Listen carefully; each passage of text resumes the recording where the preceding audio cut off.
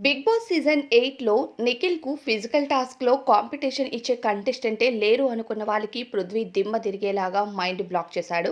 నిన్న రాత్రి పెట్టిన ఫిజికల్ టాస్క్‌లో. బిగ్ బాస్ హౌస్‌లో పగలంతా కంటెస్టెంట్స్ ఖాళీగా ఉన్న నైట్ మాత్రం వాళ్ళకి ఫిజికల్ టాస్క్‌లు పెడుతున్నారు.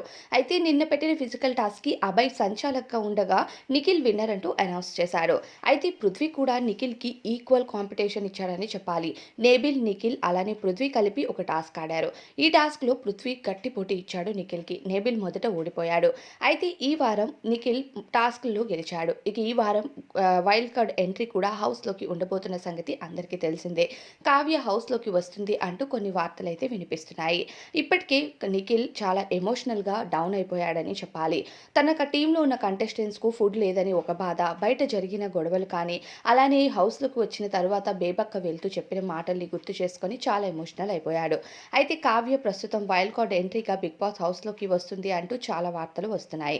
అలా ఒకవేళ కావ్య కనుక ఇంట్లోకి వైల్డ్ కార్డ్ ఎంట్రీగా వస్తే నిఖిల్ ఇంకా గట్టి పోటీ ఇస్తాడు కంటెస్టెంట్స్‌కి అంటూ అనిపిస్తూ ఉంది. అయితే ప్రస్తుతం నిఖిల్ అయినా సరే ఏ మాత్రం తగ్గేది లేదు. గెలిచి ఫుడ్‌ని మళ్ళీ గెలవాలి అనే ఆలోచన కసితో ఉన్నాడు.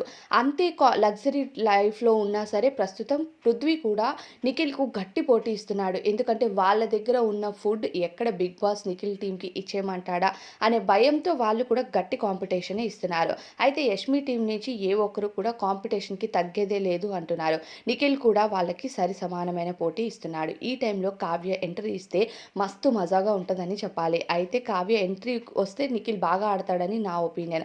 మరి ఒకవేళ కావ్య ఇంట్లోకి వస్తే నిఖిల్ గేమ్ స్ట్రాంగ్ అవుతుందంటారా? లేకపోతే ఆయన వీక్ అయిపోతాడు అనుకుంటున్నారో? మీ అభిప్రాయాన్ని కూడా కామెంట్స్‌లో చెప్పండి. అయితే ఇప్పటికే చాలా రకాల వార్తలొస్తున్నాయి. ఈ వార్తలు నిజమైతే బావుంటుంది. ఇక మీ అభిప్రాయాన్ని కామెంట్స్‌లో చెప్పేయండి.